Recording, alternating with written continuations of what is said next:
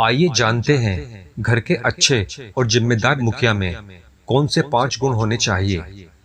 नमस्कार दोस्तों, अध्यात्म सागर में आपका स्वागत है। दोस्तों, आज हम आपको आचार्य चाणक्य द्वारा बताए गए कुछ ऐसे गुणों के बारे में बताने जा रहे हैं जिनका किसी भी घर के मुखिया में होना बेहद जरूरी है। अगर ये गुण आप में होते हैं तो आप अपने घर को ज्यादा बेहतर तरीके से मैनेज कर सकेंगे। दोस्तों, आचार्य चाणक्य अपने समय के अर्थशास्त्री, कूटनीतिज्ञ और राजनीतिज्ञ थे। उन्हें एक शिक्षक के रूप में भी पहचाना जाता था।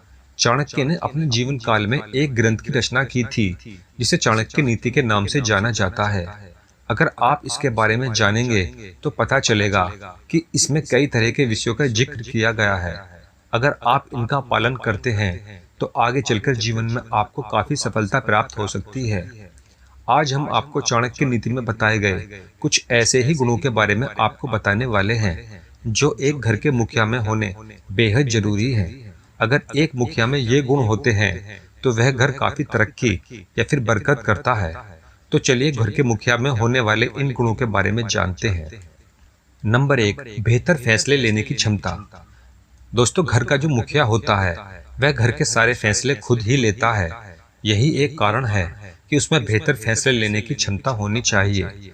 घर के मुखिया को इस बात का भी ख्याल रखना चाहिए कि वह जो भी फैसले ले रहा है उससे घर के किसी सदस्य को तकलीफ या फिर नुकसान ना हो। नंबर 2, फिजूल खर्चों पर रोक। दोस्तों, घर के मुखिया का दिमाग काफी तेज होना चाहिए। उसे इस बात का ख्याल रखना चाहिए कि वह परिवार के सदस्यों के जरूरत के अनुसार पैसे खर्च करे। बेमतलब और फिजूल के खर्च करने से उसे बचना चाहिए।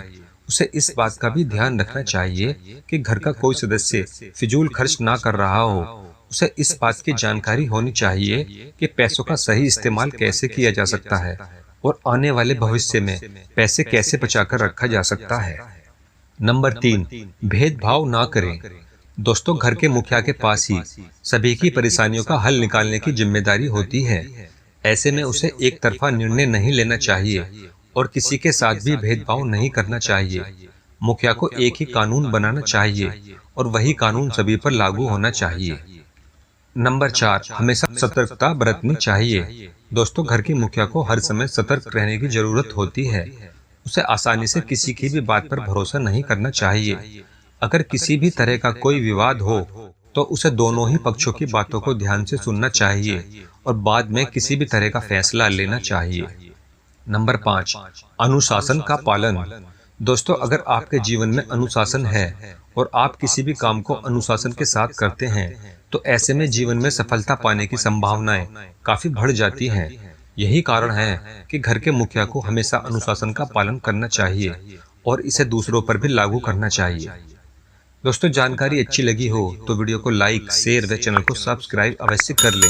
साथ ही घंटी के बटन को दबाकर नोटिफिकेशन ऑल कर लें जिससे ऐसी अच्छी जानकारी सबसे पहले आप तक पहुंच सके। तो फिर मिलते हैं अगली वीडियो में ऐसी ही किसी जानकारी के साथ। जय श्री कृष्णा।